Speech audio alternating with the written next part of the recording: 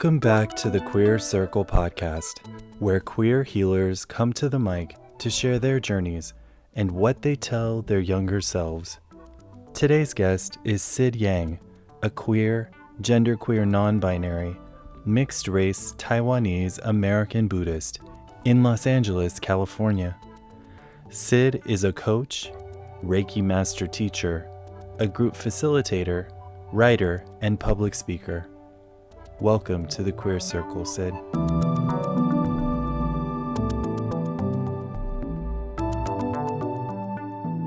When I was a kid, my parents were really proud of this idea that all their kids had biblical names, right? And I grew up in a very evangelical Christian cult, very intense environment where it was very Bible-centered. And everything revolved around God, around this Christian sense of we'd only exist for God and because of God and all of this stuff. And I remember growing up as a kid and being like, I don't think my name's in the Bible. Like I would like search through it and I'm like, I don't find my name. And my parents are like, oh, well, yeah, we kind of messed up. And I was like, okay. And I'm the firstborn, by the way. So their whole like plan of like everybody having biblical names, like if they messed up on the first one, like I kind of felt like somehow I won. And so they were like, well, when you were born, your mom was pregnant, all the doctors, it's like the early 70s, the doctors are like, oh, well, the heartbeat, it's definitely a boy. So they were convinced because of my heartbeat that I was a boy. And I was like, okay, cool. And then I was born and they had this idea that we're going to have a boy. This is great. Our firstborn is going to be a son, very like auspicious. And we're going to name this kid Stephen because that's in the Bible, right? And I was born and they're like, oh shit, this doesn't look like a boy. So Stephanie. And that's how I got my name. Or my given name. And I remember hearing that story and as a kid being like, that's so rad. Like somehow I already tricked them into not giving me a name in the Bible because I didn't want a name in the Bible. There was something about that felt so constraining and so limiting. Even as a kid, I was like, I don't want to be a part of that. And so I was like secretly like, I'm a winner. Like I've already undermined their biblical notions of who I'm supposed to be in the world. And I didn't fully understand that until I got much older. And at the same time, there's also all the gender stuff of like, I was, you were supposed to be a boy, but then you're a girl and then you get this name. And then as I'm growing up, I'm like, but I think I'm a boy. So what am I supposed to do with this? And it was this, like my childhood was this, I don't even know how to explain it, like this perfect storm of gaslighting and this perfect storm of being told that how I perceived myself and my body and who I was wrong. And so it was like coming at me from my parents, from my family, from like the community, from the church, because we were like, it was a cult. So it was like very much, that's all my life was. And this idea of me having any type of agency and being able to define myself, who I was, it just wasn't there, right? Like it just wasn't something that was entertained.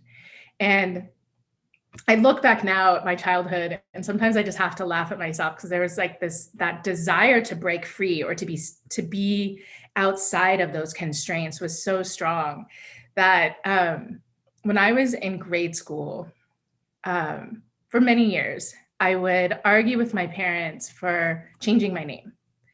And I was like, you should have given me a gender neutral name.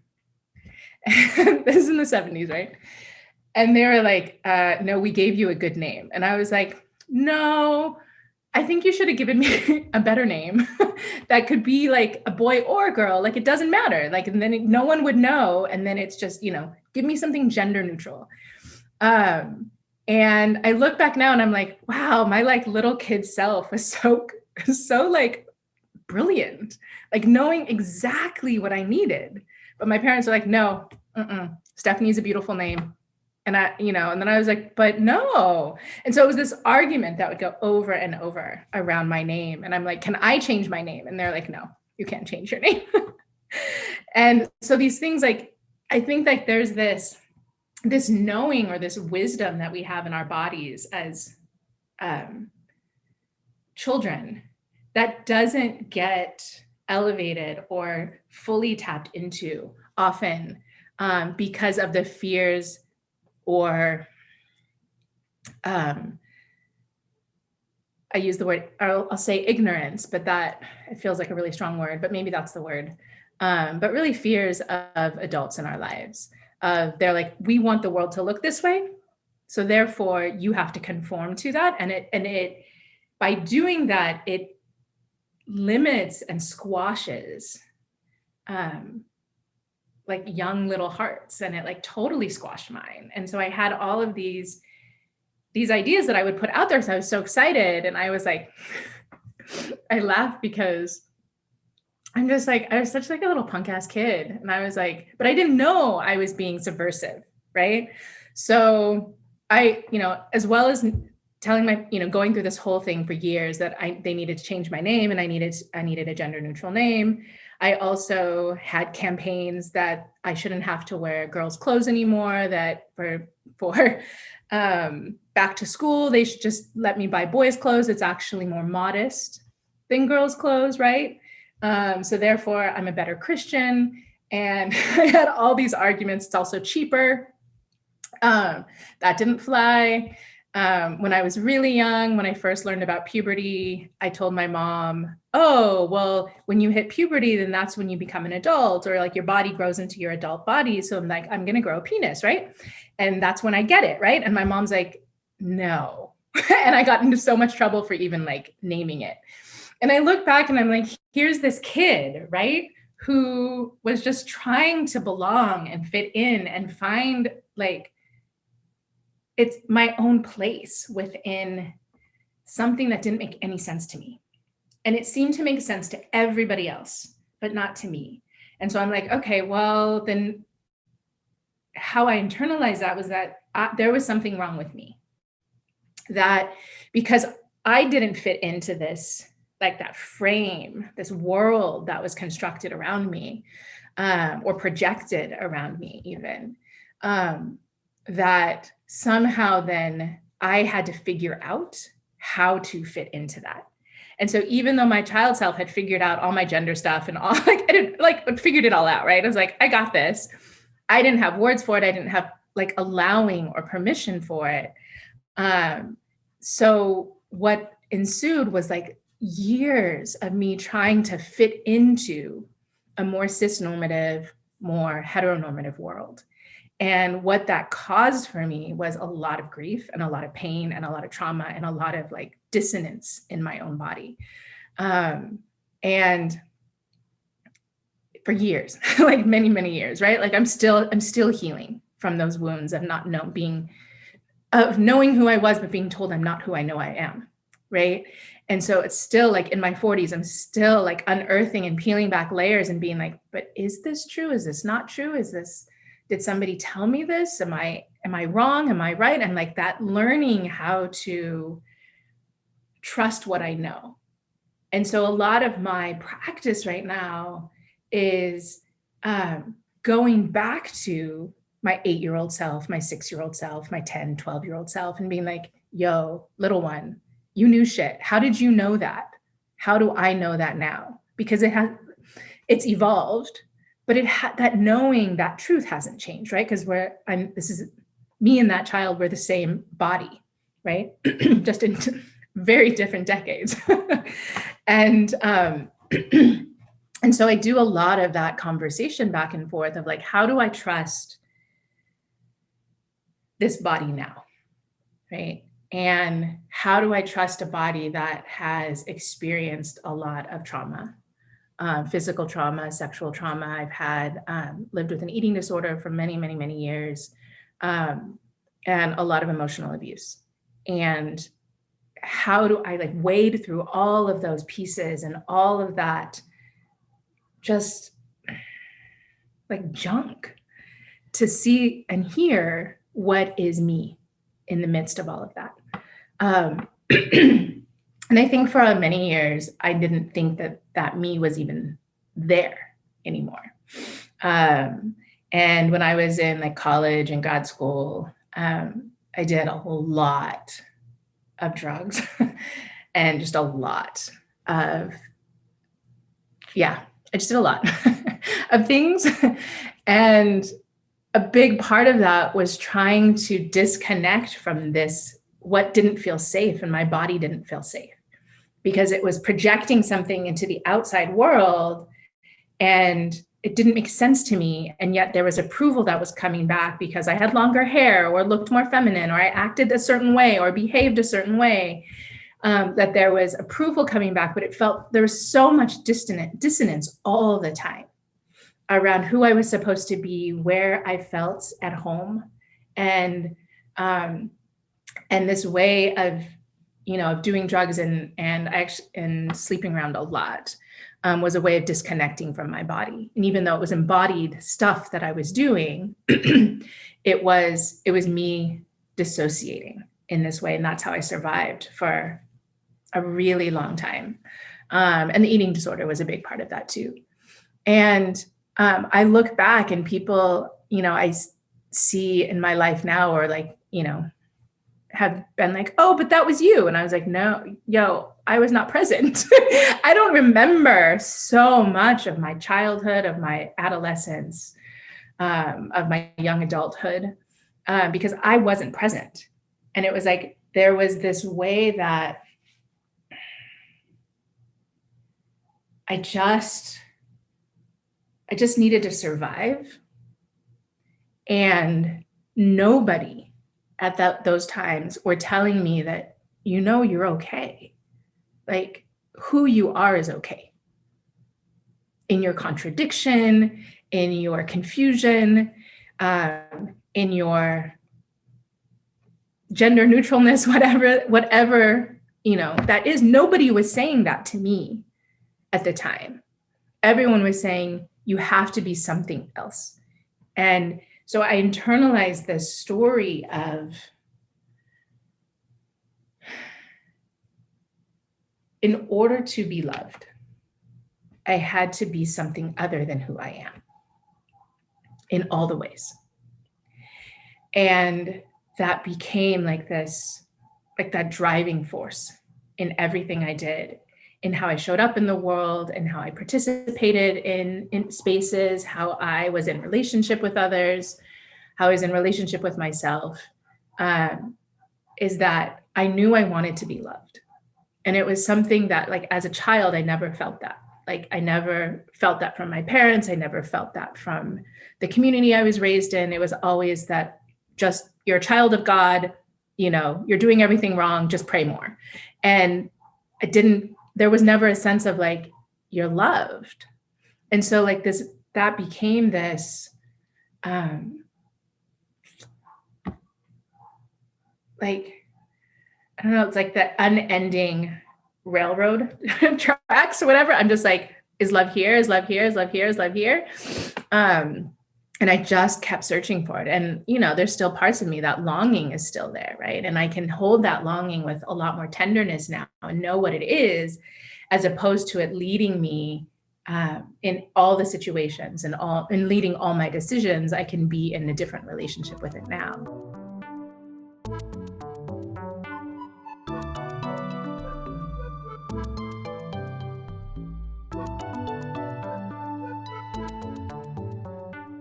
I would say one of the first realizations of my queerness was probably in the early 80s,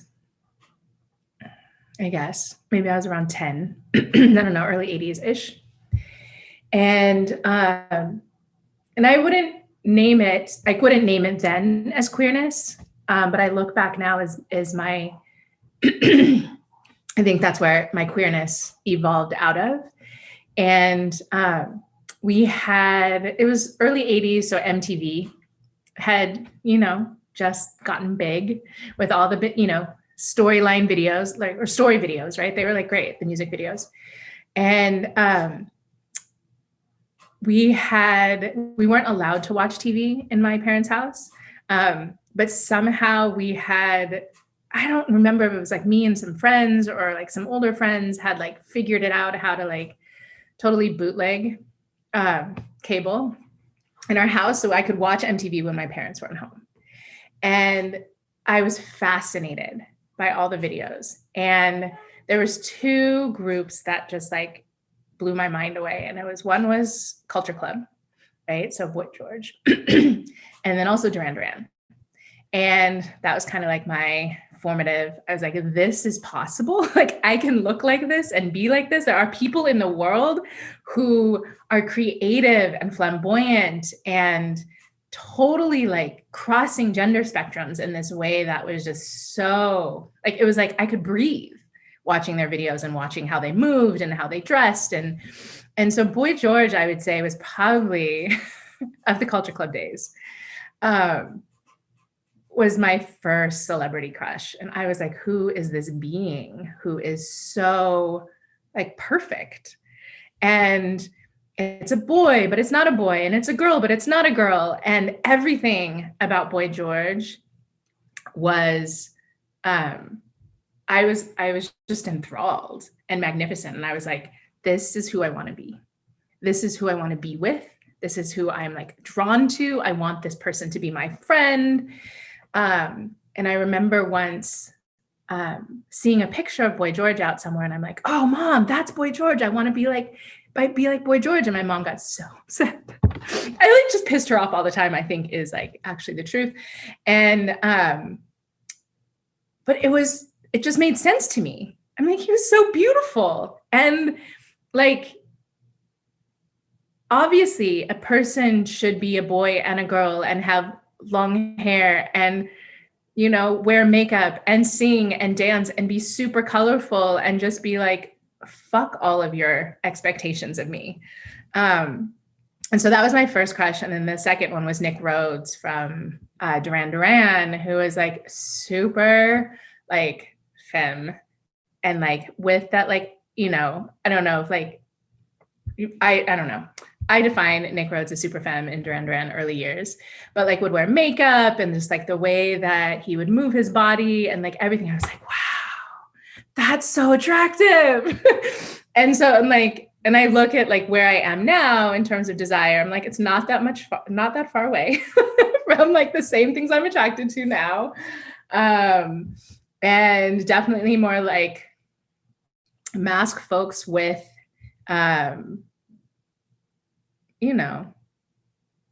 a feminine edge, right? Like that has that, there's a softness to it or a allure or something. I don't know. I'm using weird words all of a sudden, but it's what excites me. And so like when I was a kid, I was like, oh, I can be that. This is so cool. And then the other thing or the other person, when I was growing up who just like blew my mind in terms of possibility was Wonder Woman. And at the time when I was a kid, Wonder Woman was on TV. And so episodes would play like every week. And I would sneak, at the time, my grandmother was living with us and staying with us. And she had a TV in her room. So I would like sneak into her room to watch Wonder Woman every week. And here was like this woman who is strong, who is like, I'm stronger than men. I can like take out Nazis. I can do all of these things and I don't need anybody. Like, I don't need you. And I had internalized this whole story of Wonder Woman as being independent, as not needing a man, as like somebody who's like, I don't have to get married. All of these things that I wanted to be able to embody. Right. And that was another thing I told my mom when I was like, I don't know, like 6 or something in kindergarten. And she's like, oh, you'll get married. But I'm like, I'm never getting married. And she got really mad. And I'm like, Wonder Woman never got married. So I don't have to get married ever. And then when I was many, many, many years later, I was like, I don't know, my late 20s, I was living with a girlfriend, and for one of my birthdays, she bought me the box set of the first season of Wonder Woman. And I was like, this is fucking amazing. And so I started watching all of them. And then all of a sudden I was like, wait, there's a love interest? Who's this guy? Like I had totally like missed that when I was a kid.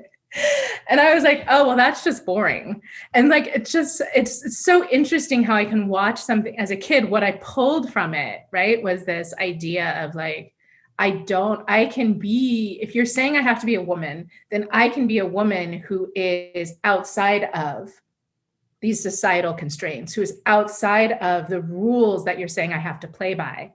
Then that created this possibility for being a woman that I was like, okay, well, how do I be that then? If I have to be a woman, then how do I be that?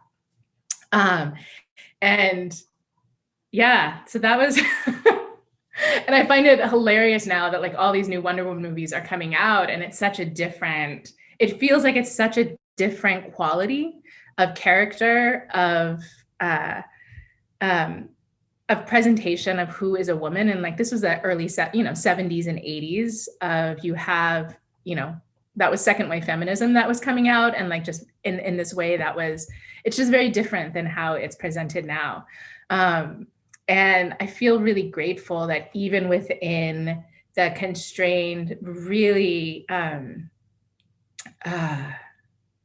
controlled, like Christian spaces that I grew up in, that there were these moments and ways that I was somehow able to access information that was outside those walls, right? That I was able to watch MTV in the 80s. Like, I just feel really grateful for that. And then also, being able to watch and access early Wonder Woman. And like, sure, that shit's problematic. Like if you go back and watch the old stuff, but it somehow shaped and formed me and gave me possibility that as a child I needed, because nothing else was giving it to me. And the Bible wasn't giving it to me. The church wasn't giving it to me. My parents weren't giving it to me. School wasn't giving it to me. And yet here's pop culture that was offering me possibilities around my gender, around my future, around autonomy, around my own body. And this understanding that I can be really strong, that I can be really independent, and I can be a force of change in the world for other people. And I think, I look at the work that I do now, which is very much around healing justice and social justice. And I do a lot of abolition work and work that is about how do we create spaces, and how do we create societies and political systems where all of our lives actually are considered, are held as sacred, and are not disposable. And so what is that?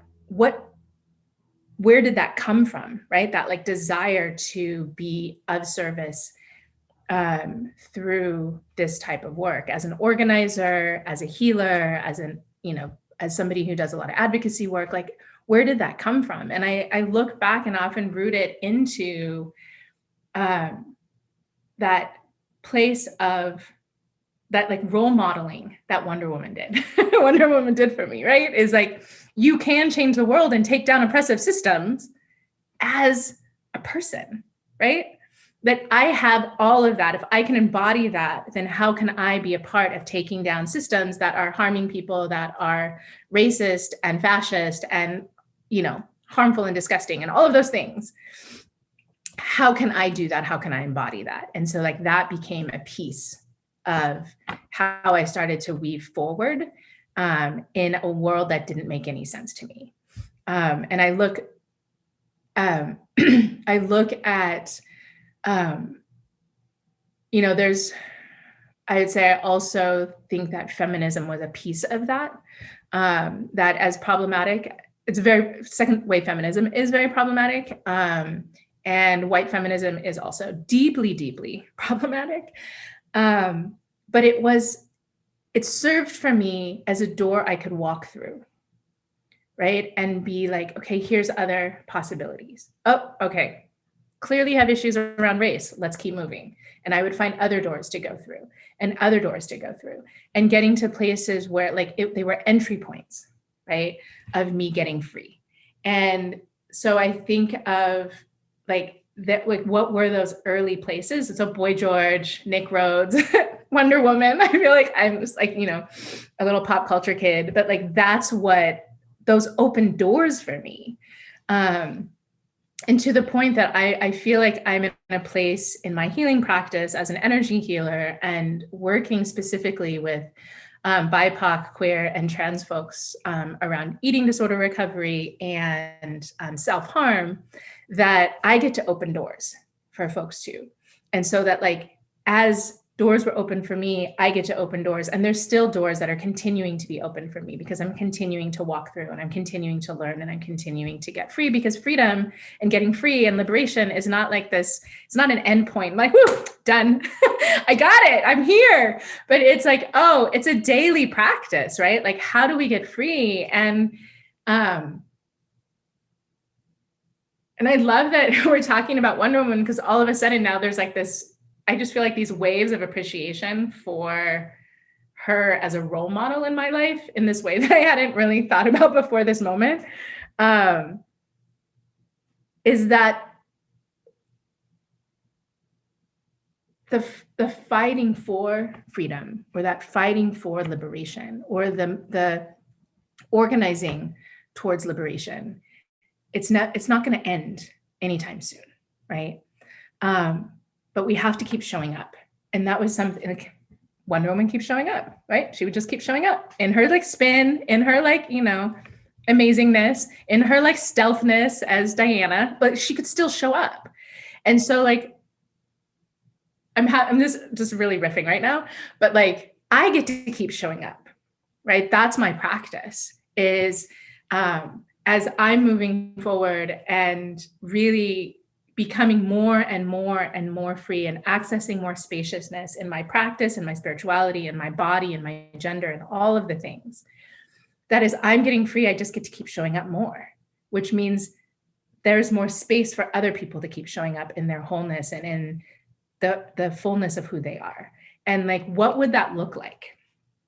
Right? And I'm not, maybe this is what, you know, Wonder Woman envisioned, but what would it look like if we lived in a world where all of us had that permission and allowing and spaciousness to show up in the fullness of who we are, in our contradiction, in our not knowing, in our excitement and joy, and in our desire? What could that look like if every day we all could be like, I'm here? And there is that, all this space for all of that to be present or not, right? We get to choose, but that we have the agency to be that fullness.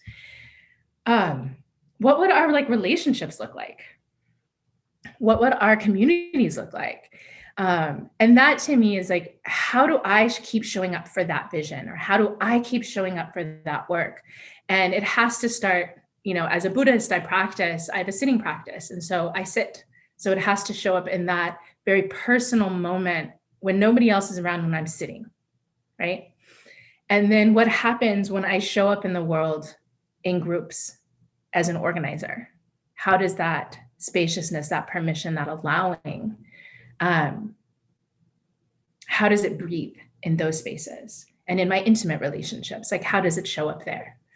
And so like, that gives me a lot of hope and a lot of excitement around what's possible.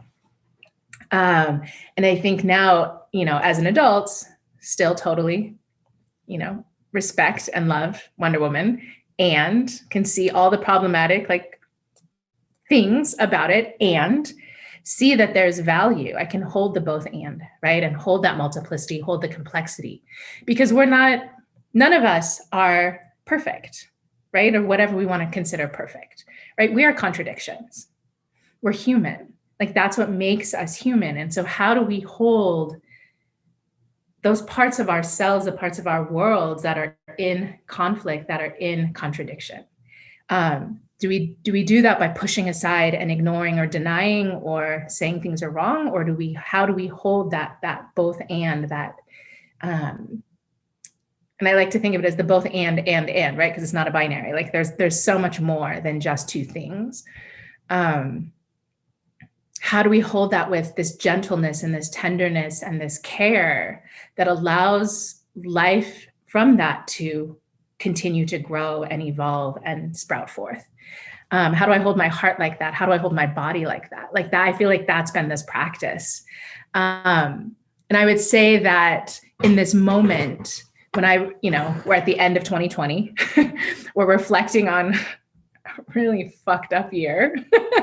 And yet there's this sweetness also for me that has come out of this year of in a way being asked to sit with myself in a new way. And I've spent a lot of 2020 physically by myself. Like, I live on my own, I have my animals, but I spent a lot of time really just by myself. And in that was an invitation to deepen my practice and my healing work around who am I in the world? How am I showing up in the world? Where am I continuing to cause harm to myself, to others I don't know? How can I be accountable to that? And how do I shift and evolve and grow and transform into more of my truth, right? And in doing so, who am I becoming in the world? And how do that's part of my getting free, right? That's part of a liberatory practice. And so there's been this sweetness of like, oh, I get to fall in love with this person now that I've been looking all over the world, literally, in lots of different places and lots of different people to be like, will you love me? Will you love me? Will you tell me I'm good enough? Can I belong there? Can I belong with you? And this last year offered me this gift that I didn't even know I needed of just like, can I give that to myself? That love that I was seeking, that belonging I was seeking as a child, that permission that I was seeking as a child from the adults in my life, right? That it's here all along. It's always been here in my body. The permission has always been here. The allowing has always been here. I just didn't know how to access it before. And something about this year, being able to take this time in all of its pain and discomfort and confusion and not knowing, to be able to just sit and be with, okay, I am really lonely. I'm really uncomfortable. I'm really angry. Like all of those feelings that were like coming up and just bubbling up with a lot of intensity. There was a lot of longing here. And to just be able to sit with it, it was this invitation to go deeper into an understanding of who I am as a sacred being and who I am as a part of this larger divinity that we all exist in. And that, as I see it. And it's kind of magical that I can come, hear this coming full circle and really thinking about the permission, a lot of time when we talk about like doing child work or inner child work, we're like, it's how do we give that child permission to feel safe or to have their feelings, right? And I feel in many ways what's happening for me now is that child is being like, yo, you already had it. It's giving me permission to show up in this fullness that my child self is like, yeah, it's always been there, right? I didn't have the tools when I was 7 or 8 to be like, hey, adults, you're wrong. But I have it now, right? I can reclaim it. I can re-find it or re-access it in my body and bring it into the present moment, into this body as it exists now.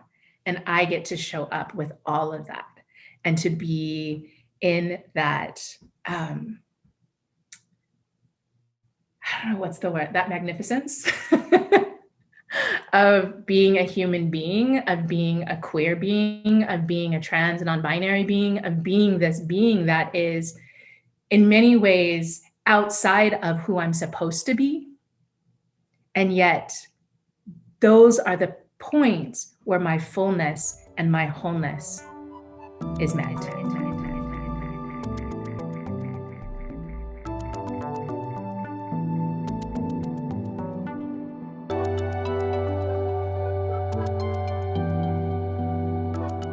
One of the ways that I survived was, as I talked about before, it was about having an eating disorder. And an eating disorder for me, it was bulimia, predominantly, that showed up. And it gave me a sense of agency and power that nothing else in my life was able to give me. And it was a sense of control. And I would say it was actually more than a sense of control. It was a way of being able to quiet what was happening in my brain. So all of the voices, the anxiety, when I had panic attacks, all the voices of criticism, there's, a lot of voices that I took on as a child were really cruel and mean and very diminishing voices. And what bulimia did is it quieted all of that. And that was phenomenal, right? Like I needed that. I didn't know any other way to do that. Like I tried, like we talked about it, like I did a lot of drugs and slept around and do all of those things. And that didn't quiet it. None of that quieted it the way that bulimia could quiet it. And it became something that I knew was harming me, but I didn't have any other tools in order to be with those feelings or those thoughts. And so it was my companion. We were like in a relationship, we were doing our thing, it was like very functional. And there was a lot of I loved it for what it could offer me. Right. And it wasn't until I think like my late 20s, early 30s, when I went through a really big breakup, and it was with my first girlfriend who I was so in love with, and we'd been together for 6 years or something. And this was my love, my first huge real love. And we broke up, and it threw my whole life upside down. And it opened up or tapped into a lot of my childhood trauma and a lot of my trauma with my mother and a lot of things that I didn't know were there. I'm well, they're there, but I'm just not dealing with them. They're not there, but they all came rushing in. And then what came back so deeply was the bulimia. Was it that became like when you open up let a dam open, then that water that rushes in, it became like that. And it was the first time, I'd lived with it for a really long time. And there had been it had been very present, but this time it just completely knocked me over. And I reached a point in that when I'm I don't know what to do. And up until then, I'd been pretty good about, I have to figure this out on my own.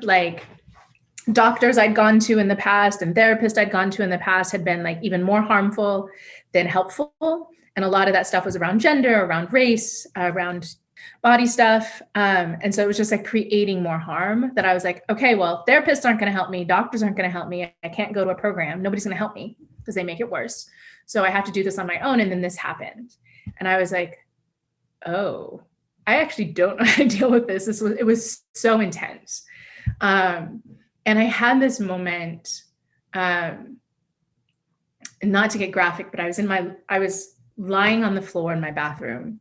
And I was if I don't do something, then I literally am going to die.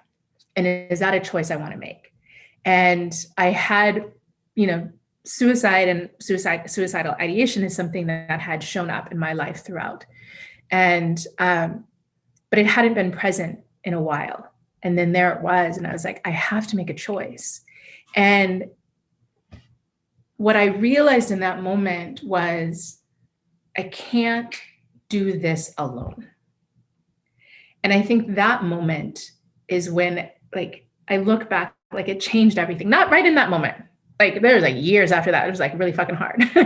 But that's where I would say I truly entered my first recovery, right, process is something has to be different and I have to ask for help. And I eventually like found a healer. And I feel like that, there's this way that even though I was raised in this really evangelical Christian space, one of the things that I brought with me out of that was an understanding that I'm connected to divinity, that I'm connected to the divine. And so in my lying on the bathroom floor, there was also a prayer that came out of me of like, help me. Like, I can't do this alone. I don't know who this is, but help me. Somebody fucking help me. And in that prayer came back, right? Like what came back were the connections and people and relationships that would then become like my team of healers that would help me move forward through recovery. And it took time, but that's what moved me forth. And I think it's that moment of, I have nothing. Like literally, if I walk in this direction one more step, I'm going to die. And I knew that. Like, I don't want to go into details, but that's where I was. And, there was also this trust that there's something bigger than me and more benevolent than me, that I am a part of something so much more vast. And that I am actually not this isolated being who's disconnected from everybody. And that led me to these healers who really guided me and helped move me through my recovery. And my recovery eventually, it happened and I moved through it, but it was really because of energy healers, because of Buddhist teachers, because of spiritual mentors. It wasn't because of the Western medical system.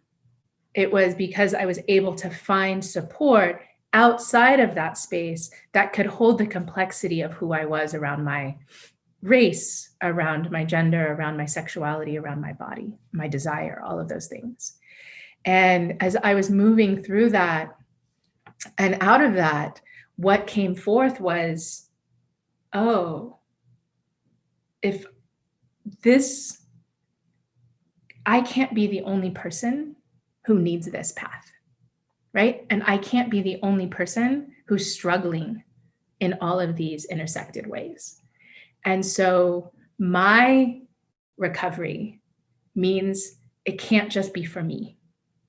My recovery is for so many other people that I don't even know, right? And that became so clear as I was moving through my healing process, that I'm doing this because of that connection and that relationship and that all that is that I'm connected to, if that makes sense. And I started studying with different energy healers, and would get to places where, again, those prayers go out. I'm like, I don't know what to do. I just don't know what to do. And it has become since then, since that one day on that bathroom floor, literally. And that was about, I want to say that was probably about 15-ish, 16 years ago, maybe a little longer, maybe about 15 years ago, that has led me to keep going, right? That like my work is no longer just for me. My living in this world is no longer just for me. It became really clear to me that the work I need to do in the world and the work I'm being called to do in the world is spiritual work. It is healing work. It is justice work. It is transformation work. This is liberation work. And it's not just for me. And that to be able to show up for other BIPOC, queer, and trans folks who live with eating disorders in their bodies, and to be able to say there are paths forward and paths through that do not negate you, where you do not have to negate who you are or parts of yourself in order to access recovery, in order to access wholeness, in order to access healing. Like that is powerful. When I got those messages from the healers who worked with me that I didn't have to fragment myself or erase parts of me in order to heal, it changed everything. And all of a sudden it was permission that I was longing for as a kid, that permission to be like, oh, I can be my whole self. The therapist I was working with during this time of when I really first started recovery, one of the things she said to me, and it's something I'd never heard before, and this was in I think I was like about 32, 33, is that my bulimia is not wrong. And me having bulimia or living with bulimia does not make me wrong. There's nothing wrong about having an eating disorder. And I remember sitting on the couch in that session and just being like, I'm sorry, what?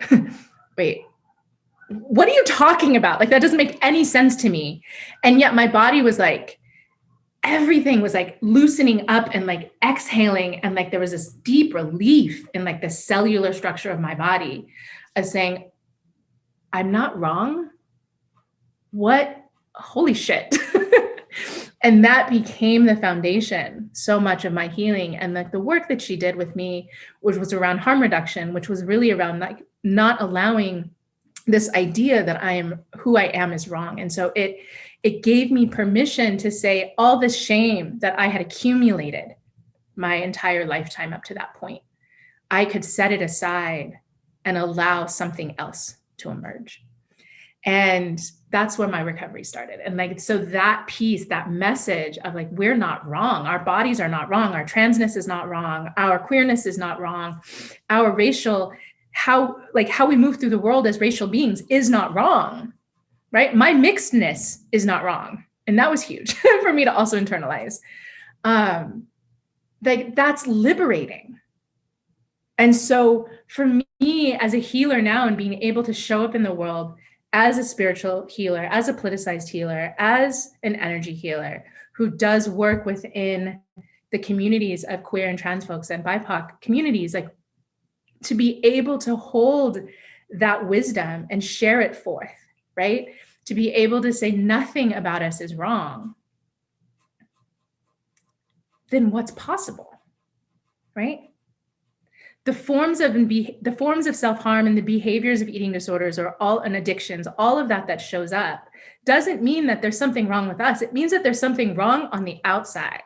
It means that the worlds we live in, the structures that we're expected to conform to, the systems that are forcing us to fragment and disconnect and like erase ourselves and negate ourselves, that's the problem. It's not who we are and inherently are as human beings. And so that is what I hold. And like, as you know, in my spiritual practice and in my healing practice, I can hold that intersection and that truth. And it's not an easy truth. It's messy, right? We're contradictions. We are all things, right?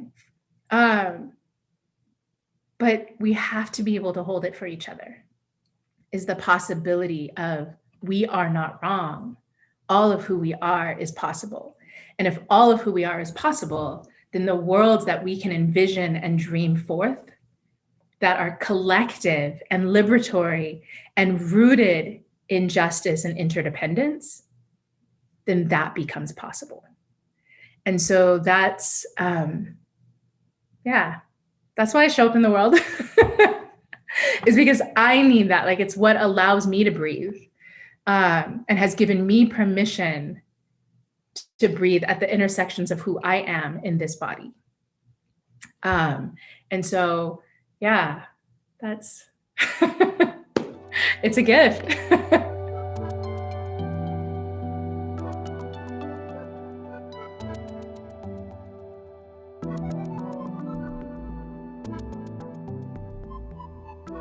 There's one thing that got me through my recovery in particular and continues to fuel me forward is this belief that the impossible is possible.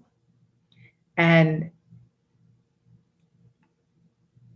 I wouldn't be here today if I could not dream into what felt and seemed absolutely impossible. And I think about that in terms of abolition work. What seems impossible is the abolition of a police force. But if we can dream forward into that, then it becomes possible. And that feels to me like drinking water every day.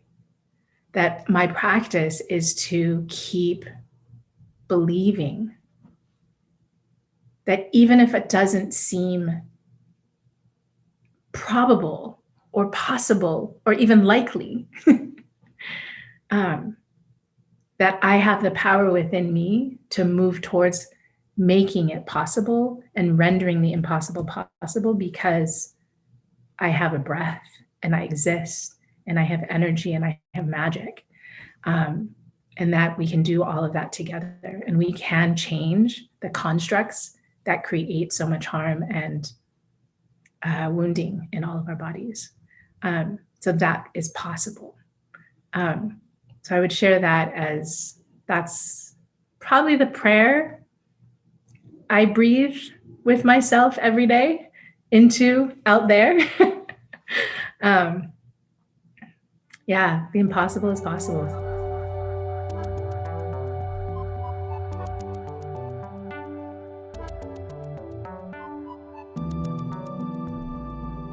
So if I could time travel, and we probably can in some ways, and I could go back to my younger child self, I think like there would just be awe. Like the first thing that comes to mind is like both of us seeing each other as we like enter a space together and just be like, whoa, you're rad, right? Like I feel that I'm looking at my younger self like, you're really cool. And then like my child self seeing me now and being like, wait, this is what we've become. This is like who we've become. That's so cool. You finally shaved your head. And like, so like all of those things are like that we're existing for each other in this like magical moment. And I think there'd be two things that I would say. The first one is I would ask my child self, like, what are you thinking about? Tell me everything. Like, I want to learn. I want to remember what wisdom and creative magnificence was happening in that brain, in that body when I was a child. I want to remember that because I've been over the years, the trauma, the wounding, all of that, I'm so removed from it. I don't have access to it. And I'm like, I want to remember, like, take me into that magic. And so that would probably be the first thing I would do is like, talk to me about you. And giving that, like inviting my child self to teach me of who I still don't know yet that I am. That'd be kind of amazing. Just like, I can feel that in my body. I'm just like, oh, wow. Like, yeah, I want to remember that. I want to remember that magic. And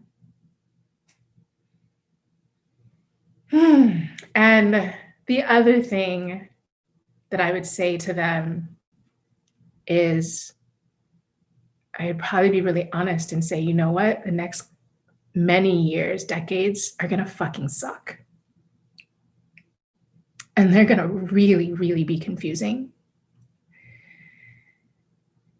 And people are going to disappoint you in a lot of ways.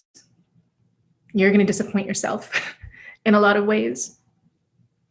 And there will be moments when you feel like you don't have anywhere else to go or anywhere else to turn, and that nobody ever could ever see you or fully embrace you or even love you.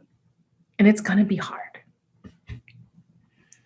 And at the same time, you're going to survive. And that there will be people along the way and spaces and places along the way that will surprise you. and follow those people. Go to those places.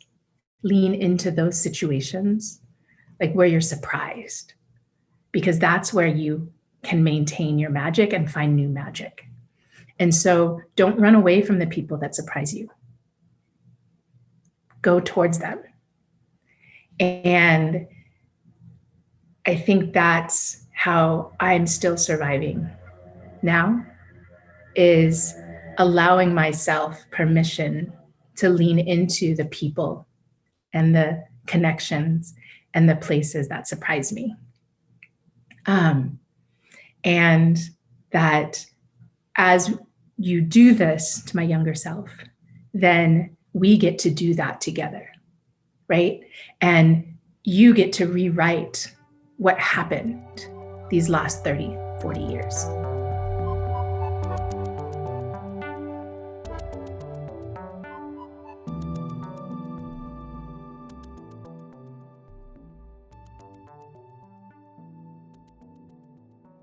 Thank you, Syd, for sharing your journey with us. To learn more about Syd's work or to get in contact with them, visit bluejaguarhealingarts.com. Or for this and more, go to our website, queercirclepodcast.com. Music from today's episode provided by Purple Fluorite, found wherever music is streamed.